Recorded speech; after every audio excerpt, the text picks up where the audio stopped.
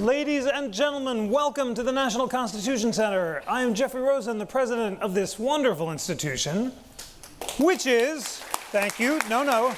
You know what you have to clap for, but before you can clap, you have to recite it along with me, which is the only institution in America chartered by Congress to disseminate information about the U.S. Constitution on a non-partisan basis. Beautiful. Aren't they well trained? Yes. This is a congregation that knows how to recite its mantra, but I have to confess to you, ladies and gentlemen, the Constitution Center staff is full of consternation because we have this beautiful motto which all of you recite, but then everyone thinks we're federally funded, which we're not. So I think I'm going to add to that mantra the fact that despite this inspiring charter, we are a private nonprofit and we rely on the support of wonderful friends like you. So thank you very much. And if you can memorize that sentence, then we're going to be in very good shape as well. It's been an extraordinary convention week here at the Constitution Center. It began with an amazing panel at Congress Hall with presidential historians about the presidency and the Constitution. We then trooped across the mall for a great discussion with Senators Coons and Durbin about the Senate and the Constitution. We've had 3 days of political fest with the stars from the West Wing and senators debating political trivia. But the constitutional capstone of our programming is this evening's panel, presented in collaboration with our wonderful friends at Mount Vernon, George Washington's Presidential Library.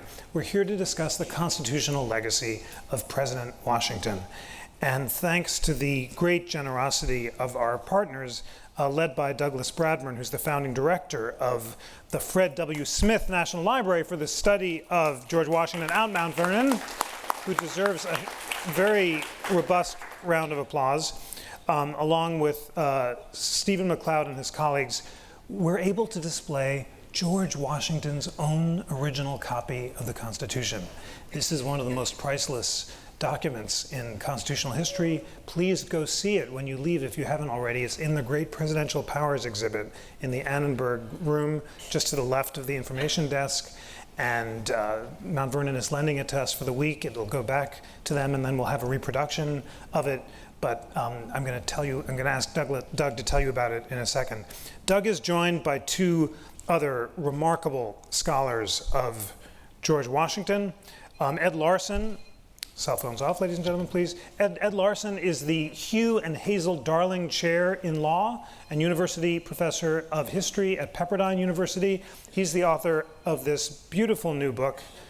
The time of the framing was better in no respects. There was no air conditioning and so forth, but it didn't have cell phones, which was a good thing. Ed has just written George Washington, Nationalist, which is hot off the presses and is a beautiful and concise introduction to Washington's nationalist vision. And he is joined by the great Akhil Amar. Akhil, as those of you who have seen us here before knows, was my constitutional law teacher in law school. This great teacher kindled my passion for the Constitution. He's now America's teacher of the Constitution. And every time we're lucky enough to hear him at the NCC, the whole audience is as inspired by the Constitution as I am. Please join me in welcoming Doug Bradburn, Ed Larson, and Akhil Amar.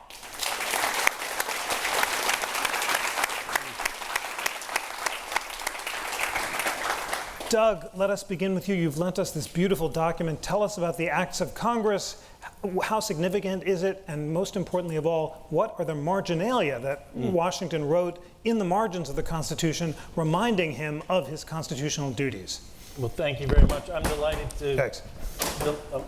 to be here. A mic drop is required in all cool events. Well, I'm delighted to be here.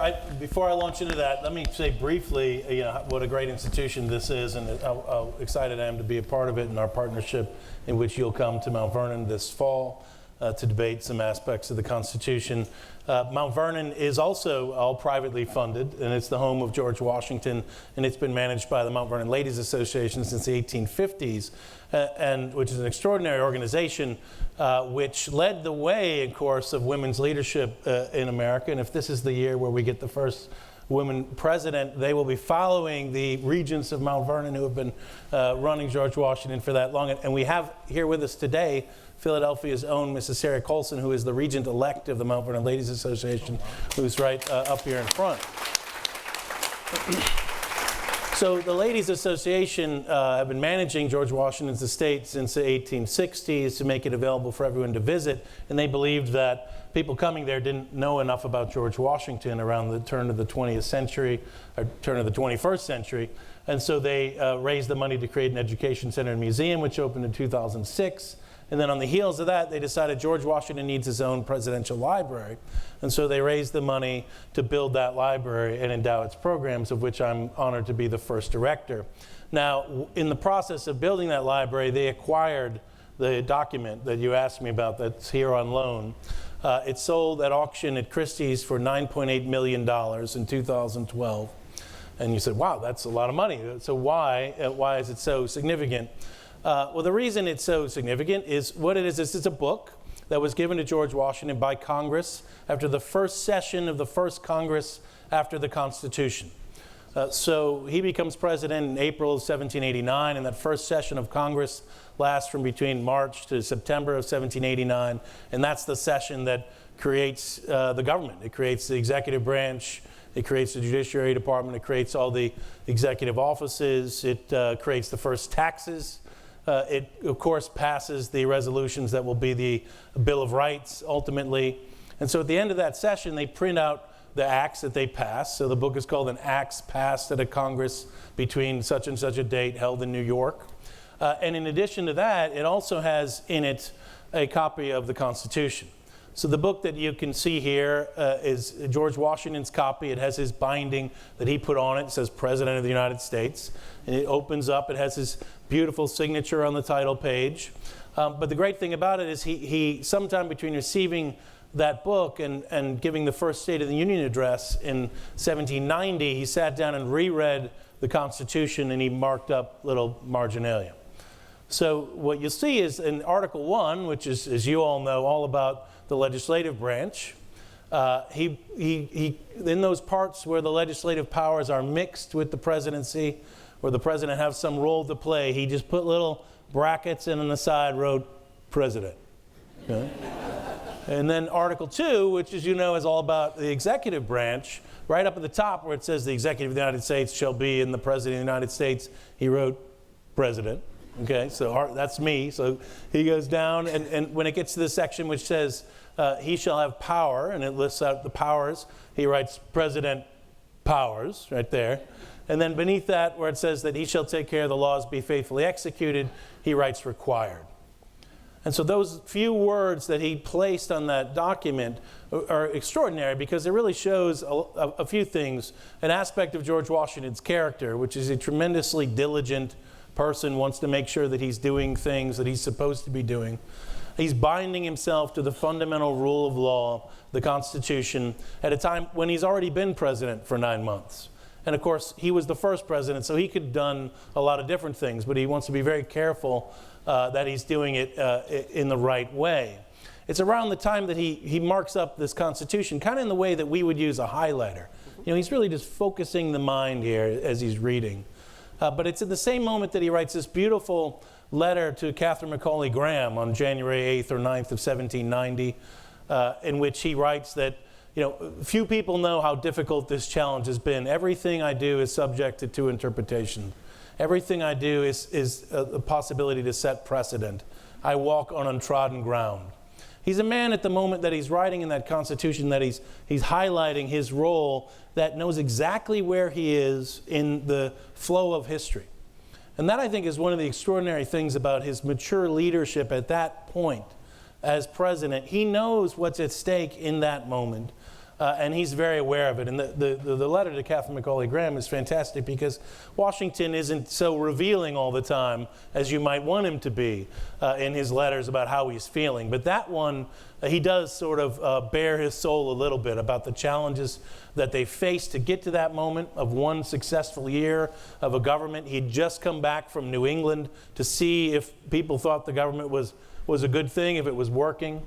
He put himself out there as the president, as the people's representative, the only office in the Constitution that represents the whole nation.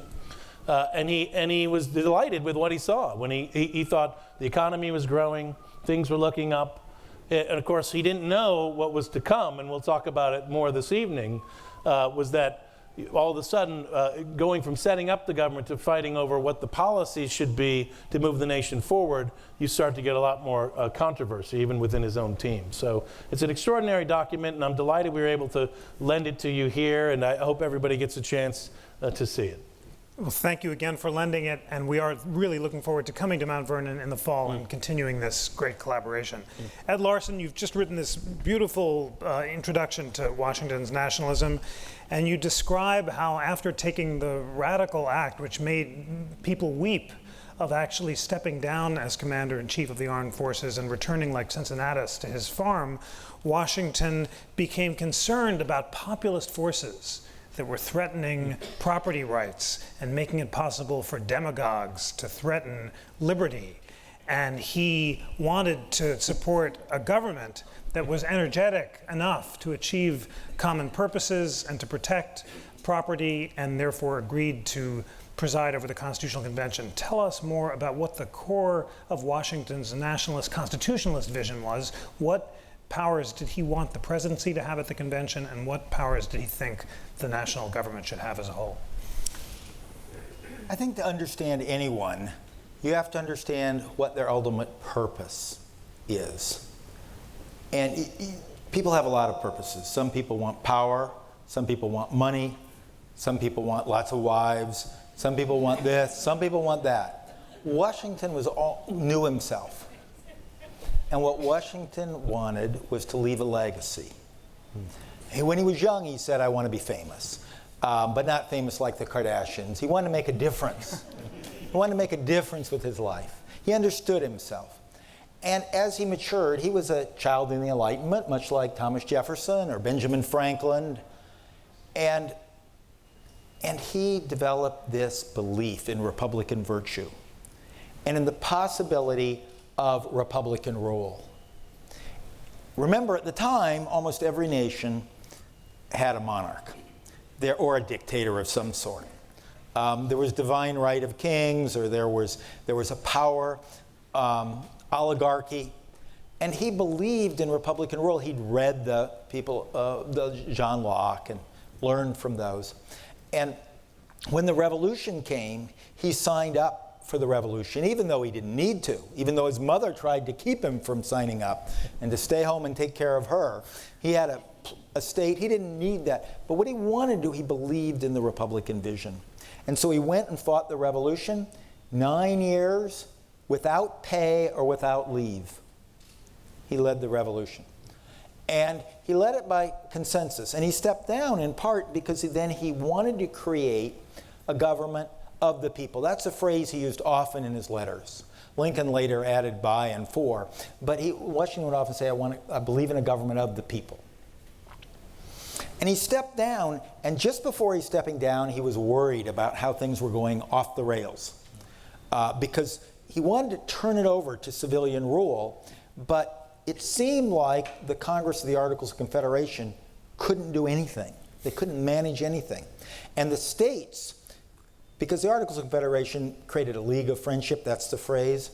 It had about the same amount of power as the United Nations.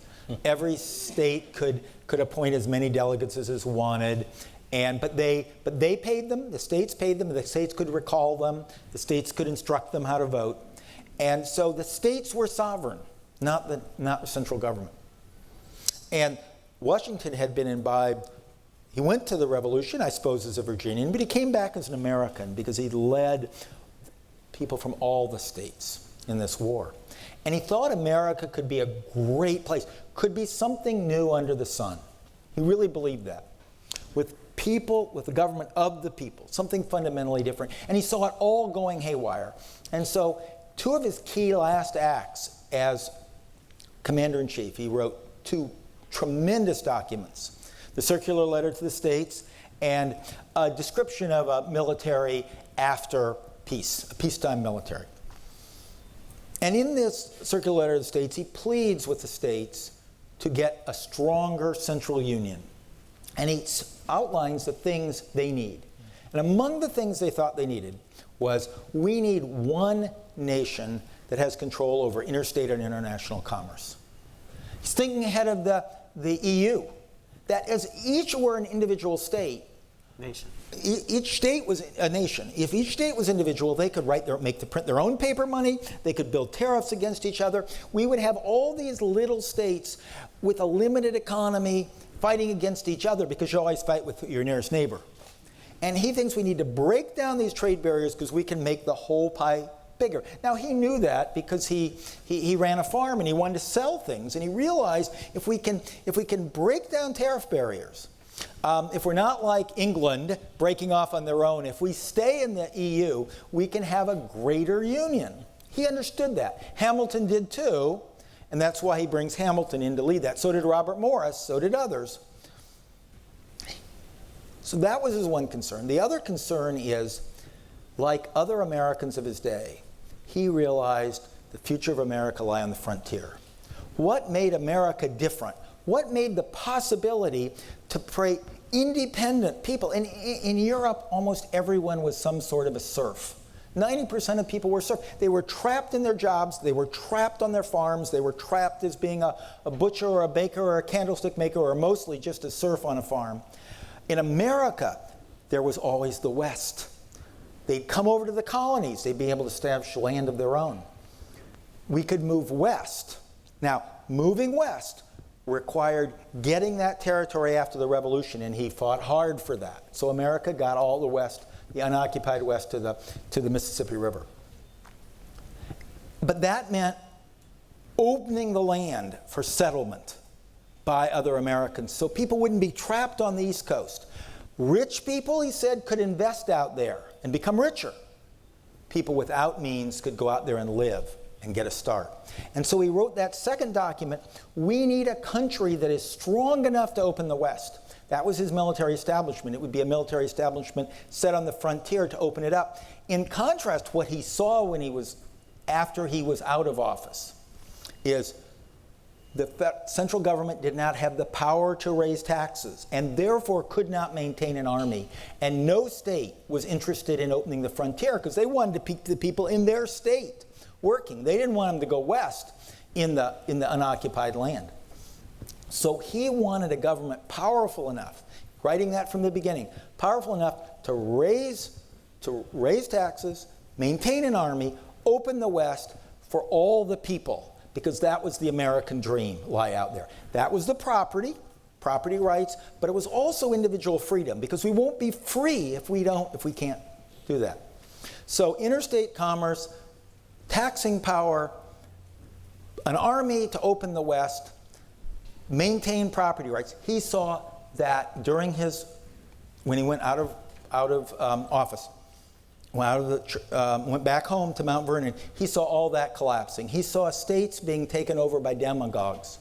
He saw states that had developed constitutions with a one-house legislature ruling all, where you'd get a majority faction that would take away the rights of the creditors, and printing paper money like crazy, destroying property rights in Georgia and in Rhode Island. He saw the West being lost. The Native Americans had pushed back in and retaken 2/3 of Georgia because there was no local militia and no army to push them out.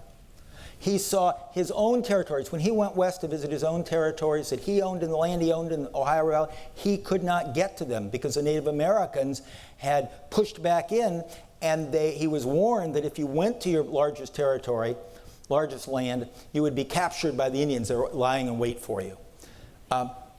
He saw Vermont actively conspiring with Canada to leave the Union. He saw talk of a Southern Confederacy breaking off. He saw states going their different ways. He saw Shays' Rebellion breaking down property rights because you had a creditor-ruled government in Massachusetts. He saw all those things happening, and what he said, he wrote hundreds of letters, all in the same tone that was in his circular letter to the states and his letter on military establishment. And they all called for, we need a new constitution. We need a new government that will give us the power to have central control over interstate commerce, stop the states from printing paper money, can maintain an army, can raise and spend money for national defense, and have a strong enough leader, a strong enough executive, yet a democratically elected legislature, courts that will enforce rule of law. he had a plan, he had a design, he had a concern. And that's what he took to Philadelphia. That's what he led as chairing the Constitutional Convention. Everything that he had been talking about for years was put into that Constitutional Convention. He worked with the delegates, he listened to them, he pulled together the final document.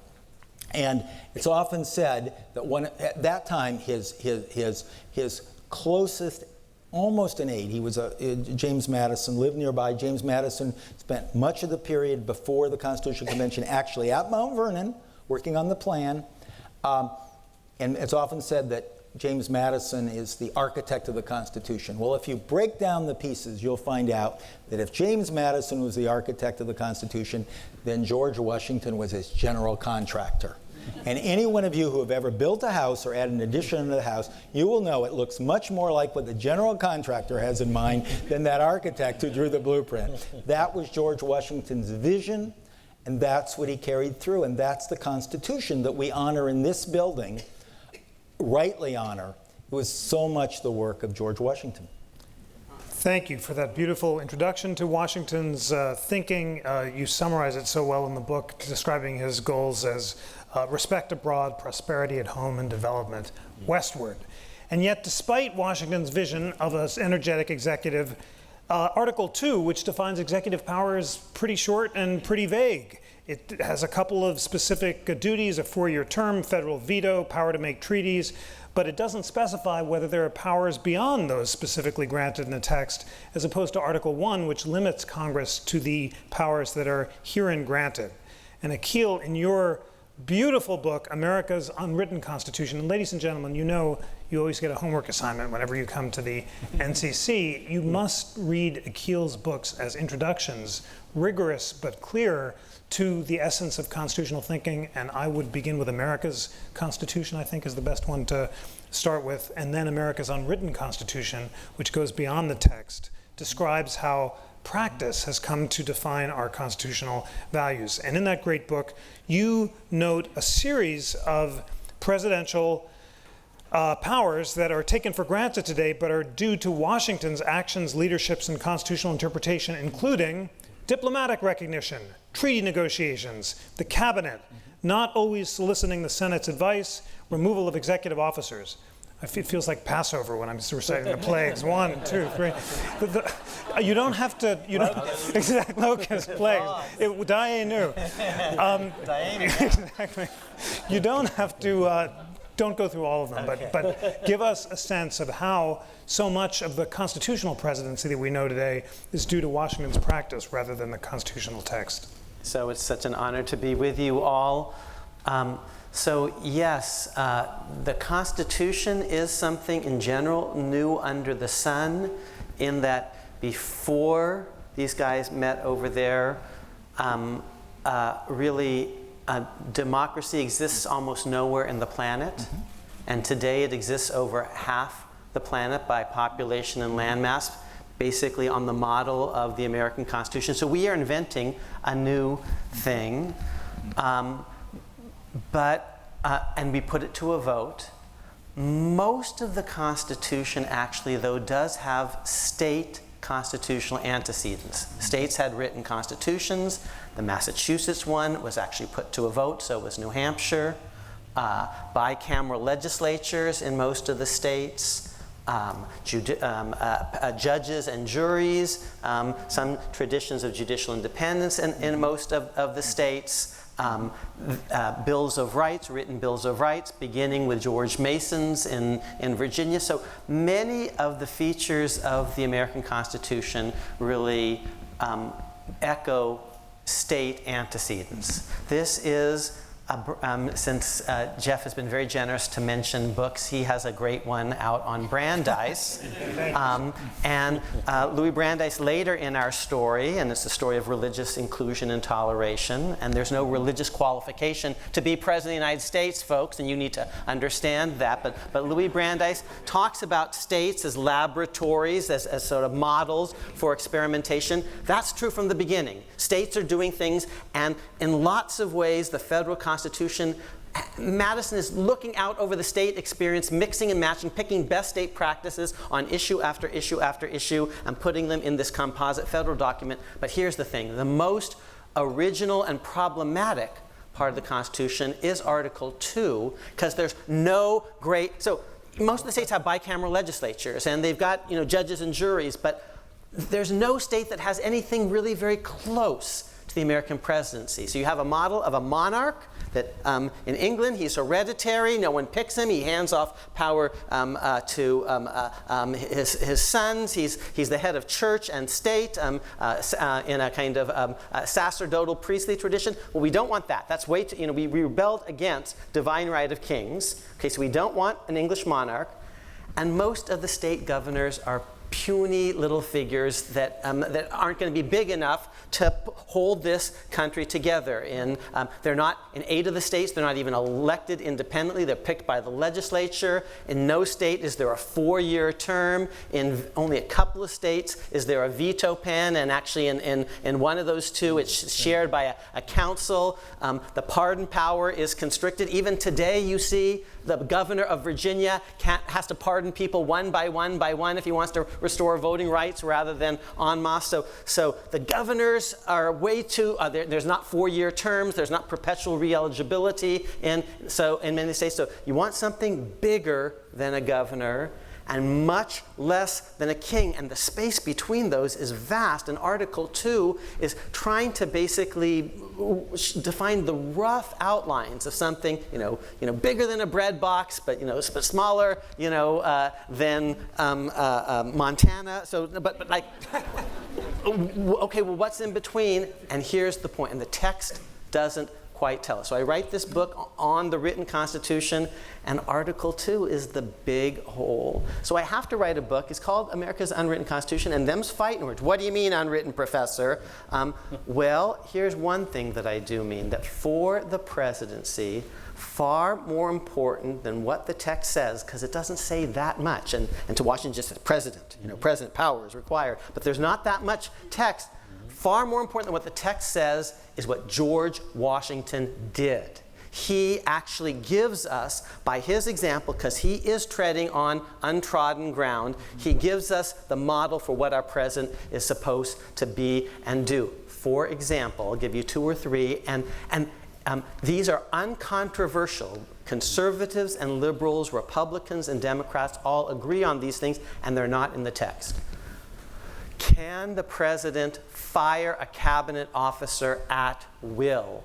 Because when you read the text, it doesn't say that. And actually, in the Federalist Papers, Hamilton suggests that just as you need the Senate's consent to appoint a cabinet officer, you're going to need their consent to fire a cabinet officer. That's not our tradition. On day 1, it's clear to everyone that Obama, if he wants, can fire Hank Paulson and put in Timothy Geithner. But he can't apparently fire Ben Bernanke, who's head of the Fed. Like, what's up with that? Well, here's what's up with that. Under Washington's administration, it's established that basically presidents have the power to fire cabinet officers at will. I'll give you 2 other examples and then shut up. Can a president abrogate a treaty? Just unilaterally say, well, we no longer recognize the Taiwanese government, we recognize the People's Republic of China, which is what Jimmy Carter did, you see. And he did it because George Washington established that he had the power of unilateral recognition. The text isn't clear on this at all. But after the French Revolution, it's Washington that says, I personally am going to decide whether we're going to recognize the new French revolutionaries as the lawful government of France or stick with King Louis, who at that point was in prison. And you could make a comeback. And if he does, and you've recognized the revolutionaries, oh, that's a big mistake. Your president needs to know something about the rest of the world, it turns out, you see. And just saying. And Washington may... On a nonpartisan basis. No, he has to be nonpartisan, but I don't have to. He can bring in people. I get to tell you, and I haven't mentioned any names. Just saying that this generalissimo, who's George Washington, he needs to understand foreign affairs and America's place in the world, because the world is going to try to crush us. Everyone is rooting against the United States, and it's a dangerous world, still is, and presidents have the unilateral power to abrogate treaties, for example, and for good or evil, like the NATO treaty. The president could abrogate that. No, he has the lawful power to do that under, not the text, it's not clear on this, but the Washington precedents. Can you send a secret envoy? Well, yes. Nixon did. That's Kissinger. Before Carter does this, Nixon is sending Kissinger as a secret envoy. Why can he do that? Not because the text says he can. The text is not clear. George Washington did it. He sent Gouverneur Morris as a secret envoy without even getting the Senate's permission to do all of that. So Washington sets precedent after precedent after precedent. The Constitution doesn't really talk about a cabinet as such, a collective body of advisors. But Washington, who is a consultative sort, he actually surrounds himself with really smart people who are not yes men. That's really important for a president, to actually surround himself or herself with really smart people. Listen to them. Washington learned this from as a general. He had a war council, and he listened to smart people. As president, he brings Thomas Jefferson on his left and Hamilton on his right, and they disagree because that's what's going to happen, but he listens to them, and then he makes his own call. The text doesn't talk about that, but Washington sets precedent after precedent after precedent. I'll say one final thing. Sure. He steps down from being a revolutionary general. He has the only army on the continent, and if he wants to, he can make himself dictator. And that's what the ancient world had done. Caesar, making himself Julius Caesar, and making himself a supreme executive. Darius in English. Cromwell will name himself Lord Protector. Napoleon will grab the crown in Washington's lifetime, or right in this era, from the Pope and put it on his own head. Washington has supreme military power, and he gives it all up before the Revolution. Before the Constitution. That's what Ed was talking about. And George III says if he gives up his army, he'll be the greatest man in the world, and he was even before coming back out of retirement to Philadelphia to save his country a second time. He steps away, and he does it a second time with the presidency. He was unanimously elected under the first electoral college. He was unanimously re-elected. He could have been unanimously re-elected, and he chooses once more to go to the farm, to retire, and establish this principle. He's not a man of many words. He's actually taciturn. But to establish a principle that the republic has to be greater than any one person, he establishes a two-term tradition that then later gets put in the text, but not because the original text says it. It doesn't. He could have been present for life. But he establishes a two-term tradition, just as he establishes civilian supremacy by walking away from military power. Much of our Constitution, this is what I mean by an unwritten Constitution.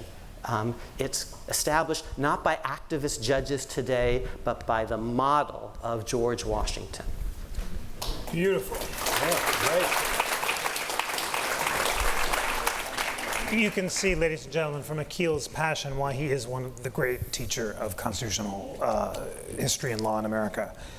Doug, we've learned about Washington's dutiful annotations of the Constitution. We've learned from Ed about his nationalist vision. We've learned from Akhil about his practice, which shaped the modern presidency. And yet there's a vigorous debate today about the scope of executive power. We saw it in the split Supreme Court decision about whether President Obama has the power to defer the deportation of immigrants without congressional authorization. And this debate about the scope of executive power goes back throughout American history. Theodore Roosevelt thought the president could do anything that wasn't explicitly forbidden by the Constitution. William Howard Taft, the subject of my next book, believed the opposite, that the president could only act if his actions were specifically authorized by the Constitution. That debate, Akhil said, Washington had Hamilton and Jefferson on his right and left, went back to the founding of the Republic, with Hamilton advocating far broader presidential powers, especially over the economy, and Jefferson advocating a much more restrictive view. Tell us about the debates that Washington faced over the scope of presidential power as embodied by Hamilton and Jefferson, and which of those visions he embraced. Well, thank you. a grace note on your point about knowing about foreign affairs. One of the first objects George Washington purchases when he becomes president is a globe. Yes. And it's an extraordinary object that we have at Mount Vernon that you should all come and if you see, and see. And if you go to the National Gallery of Art, a spectacular painting by Edward Savage is called The Washington Family. And you'll see literally at his feet that beautiful globe. And there are all sorts of maps that are laid out on the table. And you know, he's a surveyor, he's interested in land in the West, so they're thinking about America and the world, very spatially. After Washington's death, there's an auction of a lot of things from the mansion, and one of those items is the globe, and actually Jefferson sends someone to try and get the globe while Jefferson's president of the United States in Washington, D.C., and he's not able to win it at the auction. So the globe could have had a lifetime in another president. Anyway, so the question, back to the question about Washington kind of struggling with the powers of the presidency and the different kind of advice he's getting. Well, the fight over the bank is really a fight over the legislature's power. In this sense, it's a fight over whether or not the Constitution gives the legislature the power to create corporations.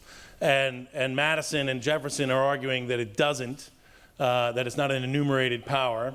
And Hamilton argues that it does. And so the fight that Washington's having is actually whether he should veto that bill that's passed. So that would have been a way the president could have been making a statement about the meaning of the Constitution if he would have vetoed it aggressively. A better example about him thinking about Can you just tell us more about that? How did he resolve that debate?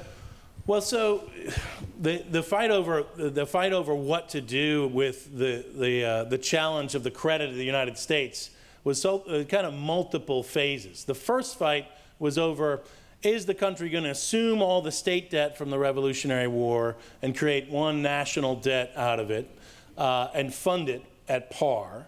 So that's a fight, because maybe you shouldn't fund it at par because all the debt's owned by these speculators now and not the original holders of the debt. The original holders were people like poor soldiers, and they sold it for pennies on the dollar. And if you're paying the speculators, dollar for dollar, then they're making a fortune, and the people that you should have been paid got screwed. That's a challenge there. There's a big fight over that. And of course, that's only resolved with the fight over the Capitol and where the Capitol will be. And Washington is at play, and this is a famous dinner table compromise. If you all know the musical Hamilton, this is happening in the room where it happens song, where Jefferson and Madison and Hamilton basically make a deal so that the Congress will assume the state debts and fund it at par, but that the capital will move from New York City to eventually, well, first to Philadelphia and then eventually to this swamp on the Potomac. And Washington's actually more involved in that than most scholars know. He very much covered his tracks to the extent he is involved. But there's a couple of letters which say things like, the Big Knife wants this to happen. And that's his Indian name is the Big Knife, George Washington. And so he's called that. So that's a sideshow in a way to the larger question then. I mean, Jefferson supported, as Secretary of State, just come back from France, supports the idea that the credit of the United States has to be figured out.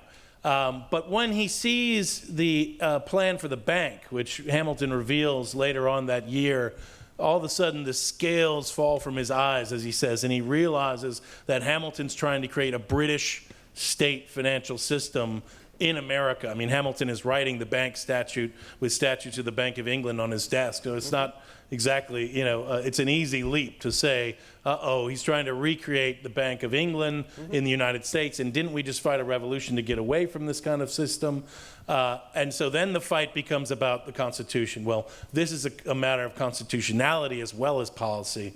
There's no power in the Constitution that allows the Congress to create corporations. So they fight it out, and Washington listens, as you said, he deliberates maturely. One of his expressions is deliberate maturely and execute promptly. He listens to both sides. Jefferson actually visits him at Mount Vernon during one of the off cycles and really lays it on. And Washington basically agrees with Hamilton. He's not going to veto the bank bill. He's going to support it. The Attorney General, Edmund Randolph, had also supported it.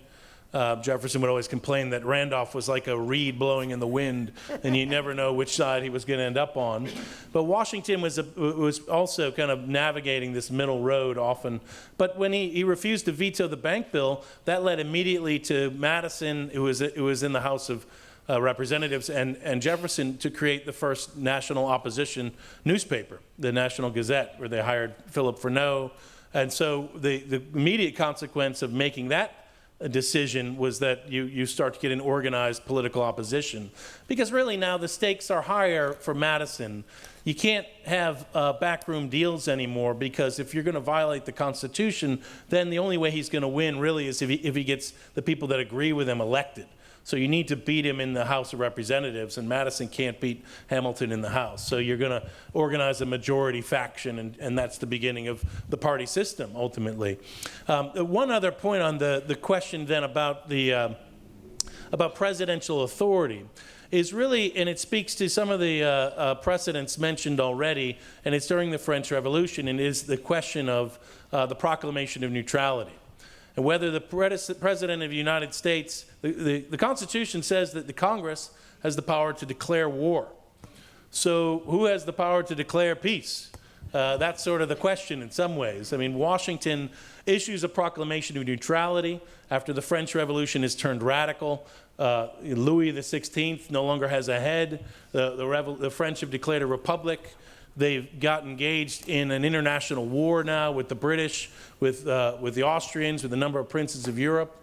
And in the United States, there's an old treaty with the French from 1778, which says that the United States will will aid the French with ports and material if they're ever in a defensive war.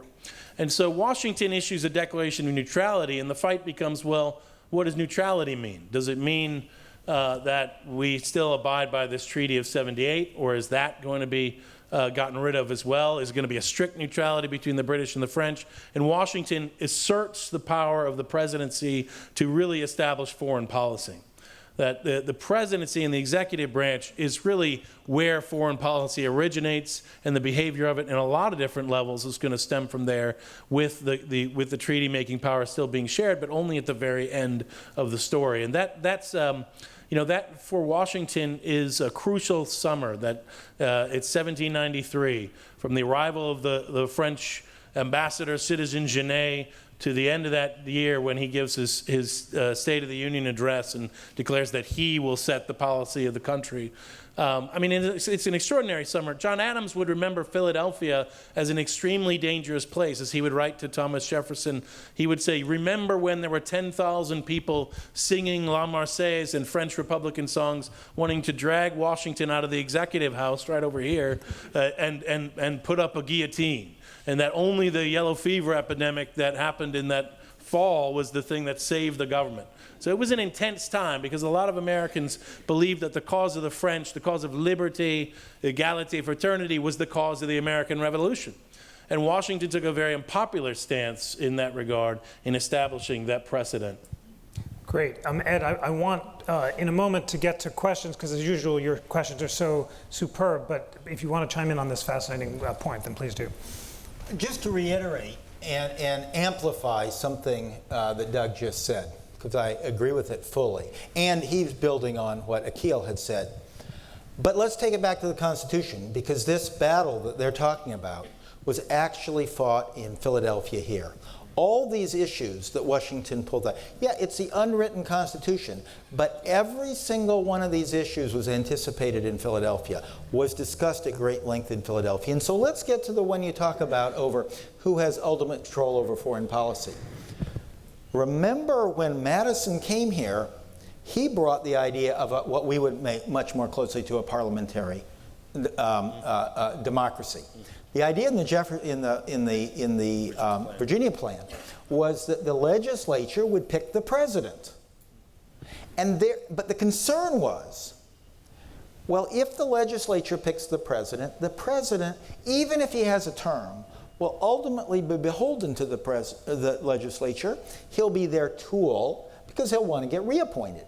And if the term's short, he'll really want to get reappointed. So there'll be the agent, and that's what is working in England. In England, I mean, heck, if they don't like Cameron, he's gone, and they bring in, what's her name? I forget her name. Theresa May. There we got a new person. They almost brought in Boris Johnson. Wouldn't that be scary?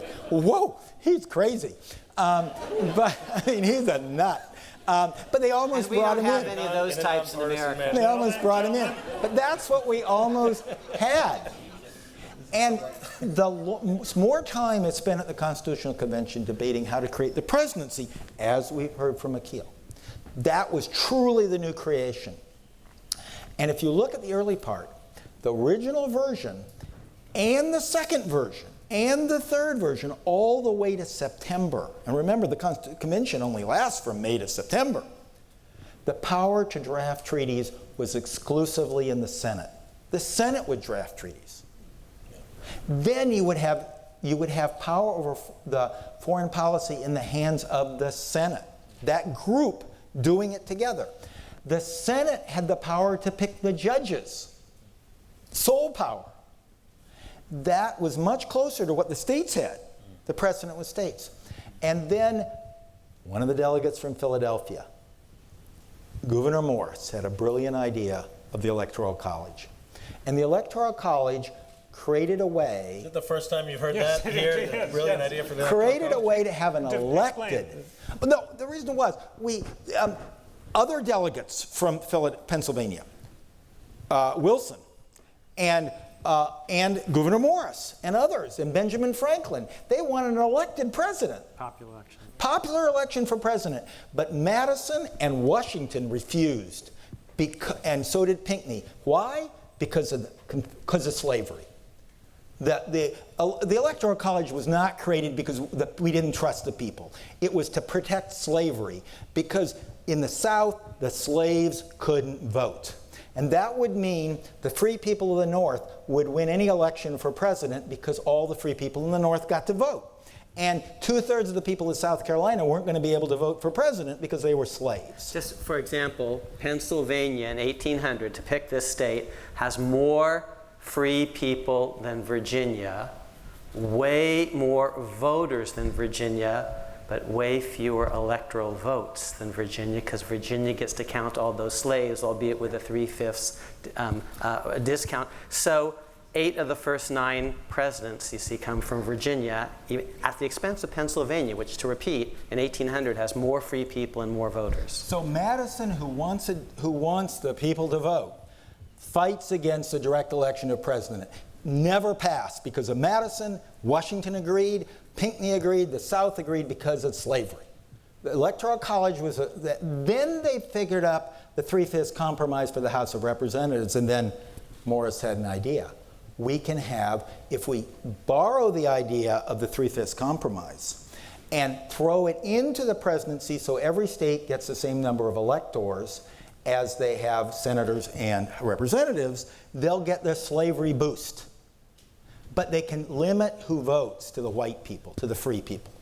And so, but what that allows is an election of president, because before they were stuck with legislative appointment of the presidency, because the legislature, of course, each state could pick the legislators, the members of Congress, and they pick the president, and you don't have this worry about the slave states not having as many votes. So they get a way to get an independent election for the president.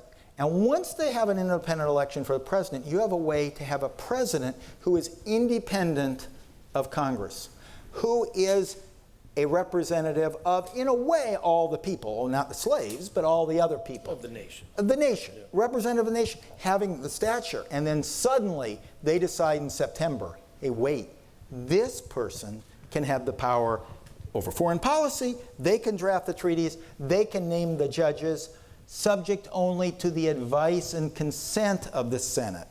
So that shifts this over, thanks to the Electoral College, thanks to having an independent president, because there's no point in doing it if the president comes from the legislature, appointed by the legislature. And that's the big shift that happens right at the end of the Constitutional Convention. All these powers are transferred to the presidency, and Washington votes for all those shifts because it creates our powerful presidency that we have and creates then the precedent for Washington saying, because he was there at the Constitutional Convention, he knew what they were thinking.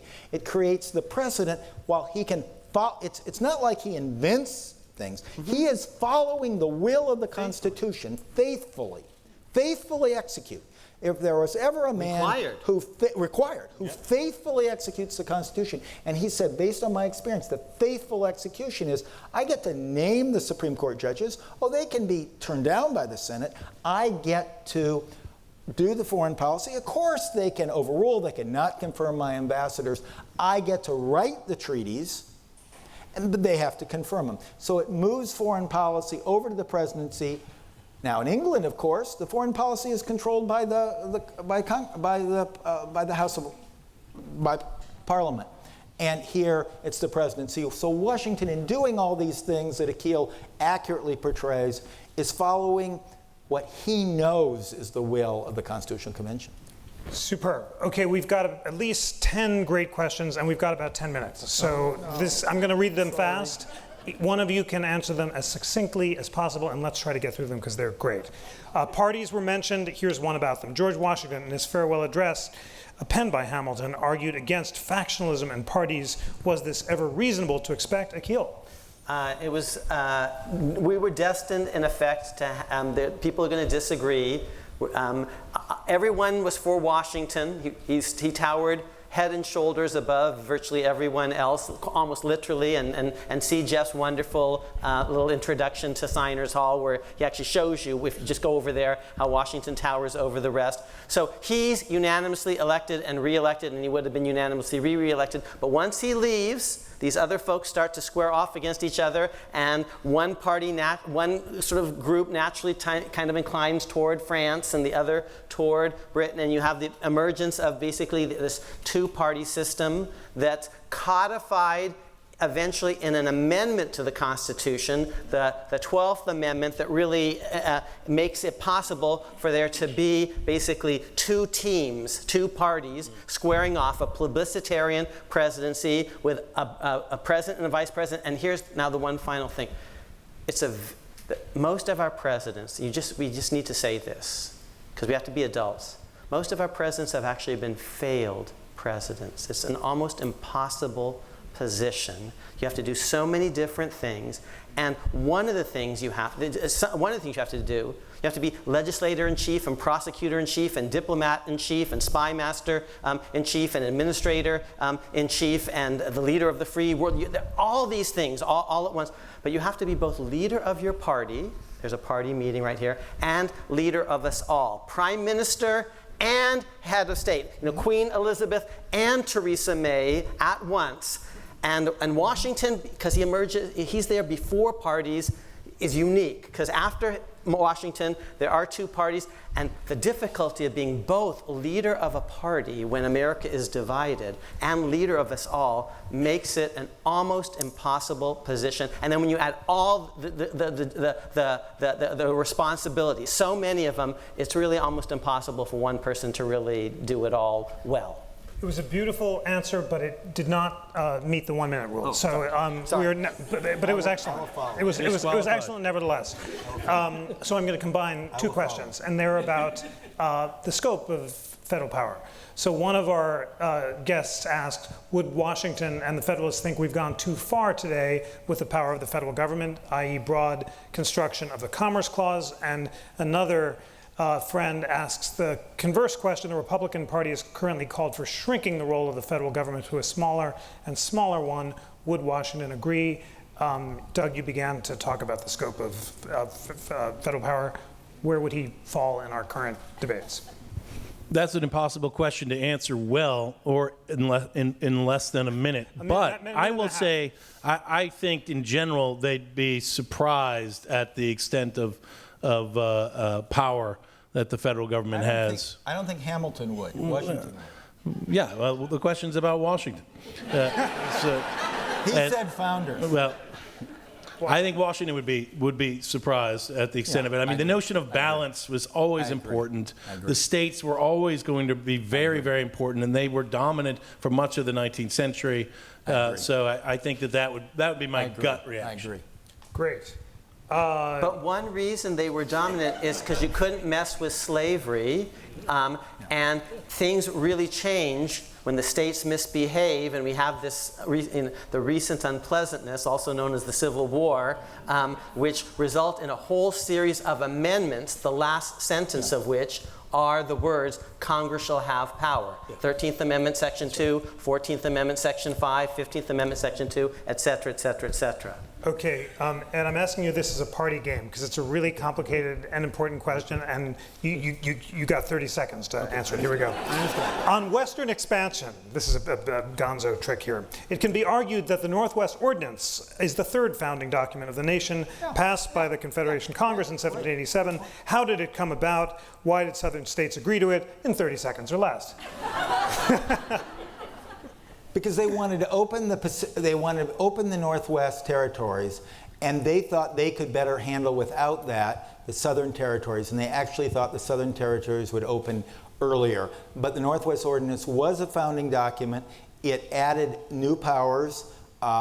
It was a product of the very much of the Articles of Confederation. It couldn't have been done that way by the Constitution. So it is important, and it set a precedent, much like Washington's presidency. It set a precedent that became the norm for adding new states. And it reflected Washington's vision of progressive settlement. He had already articulated the notion of progressive settlement to open the territories, and this institutionalized it. So Washington had a role even in the Northwest Ordinance. Yeah. And it prohibits slavery in language that will be word for word, the 13th Amendment. It's about homesteading in the West. That will be Lincoln's policy of 160 acres in the West. It is a great founding document. And it requires public education. Absolutely.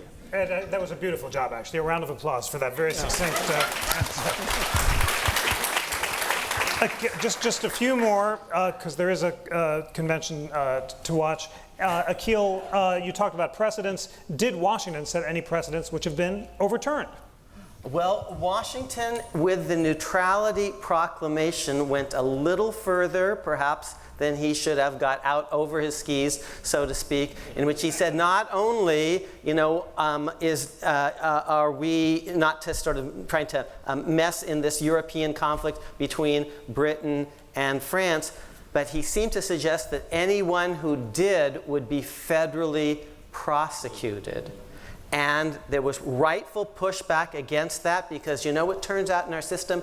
Presidents don't unilaterally get to make criminal law policy. It's not a crime unless actually Congress makes it so in a statute that's clearly defined. And it's very important for every president to understand you don't just go around locking people up because you don't like what they think.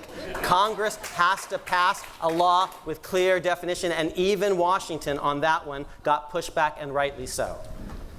Doug, this is a fascinating question. How did Washington's Stoic philosophy affect the decisions of his that shaped the Constitution? Well, that implies that I agree that he had a Stoic philosophy.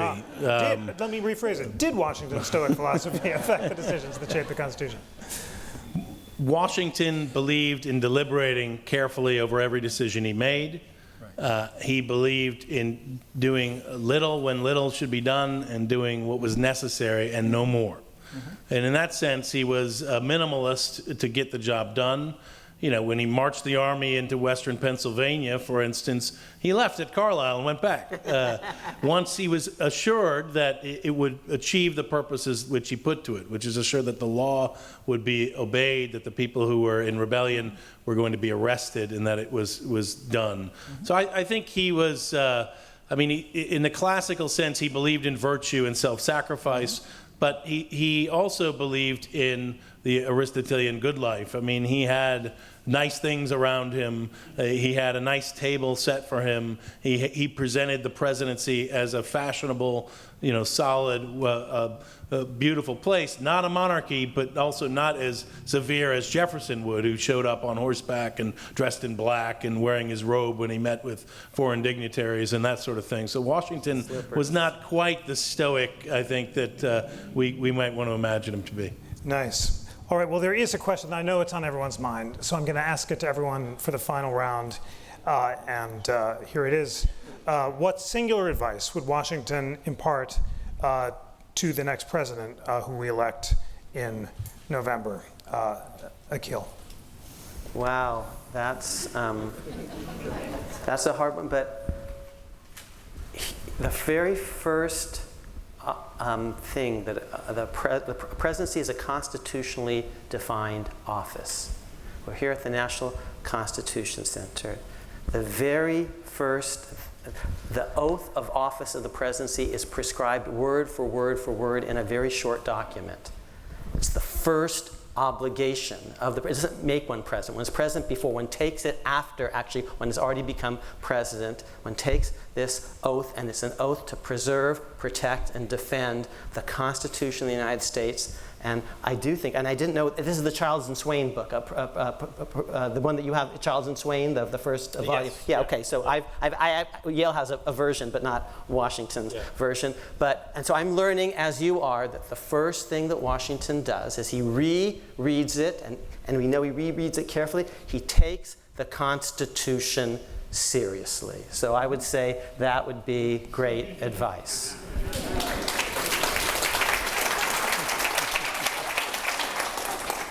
Ed Larson. Both as general and as president, Washington, as Doug has said, was slow to decide, clear in his deliberation, but he always listened. He always listened before a battle or before making a decision, such as on the bank or the Neutrality Act. He would gather together his lieutenants or his cabinet advisors, a wide range of people, and listen and hear all sides, and then brought his own wisdom into making a decision. And he also was a master of compromise, never on principle, never on ends. He had his ends, but compromise on means. He would listen to others about how to go about something. So I think he'd call to be an effective president, just as to be an effective general, would be to listen to others, to take advice, weigh that advice, be willing to be humble in the sense that you're willing to compromise on means. Don't get your back up. Be willing to compromise to bring people in. Because he brought people in. One little story. Pennsylvania, in ratifying the Constitution, ran it down the throat. Wrongly ran it down the throat of the minority. Did not let them talk, did not let them participate. And as a result, they were unreconciled. And there were riots, there was freeing of prisoners, there was all sorts of problem. And Washington wrote to the other states, says, don't do it that way. Don't do it that way. He wrote to Philadelphia. Pennsylvania says you did it wrong. You've got to let the other side, let the anti-federalists have their say. And if they have their say, then they'll be part of the final decision. That's the sort of nonpartisanship that this place represents and that Washington represented. And he admonished Pennsylvania for the way you ratified the Constitution, even though it was the first state to do it.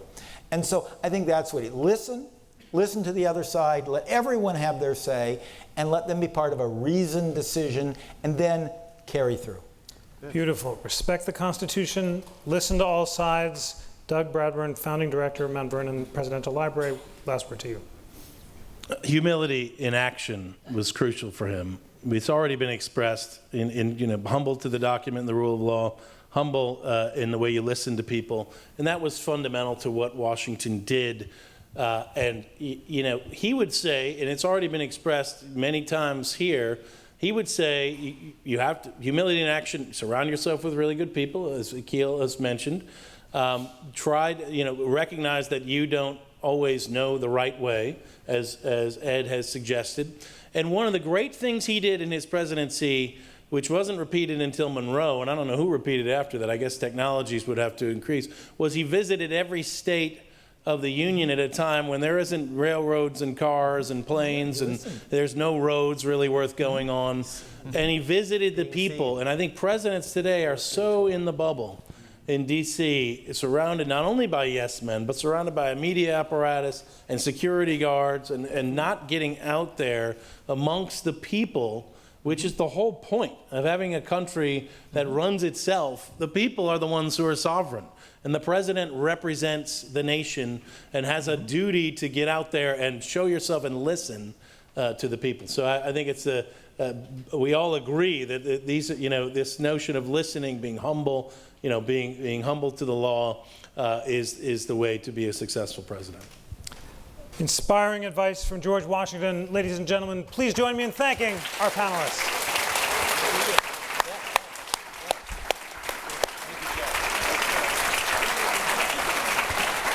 Great audience. Thank you so much.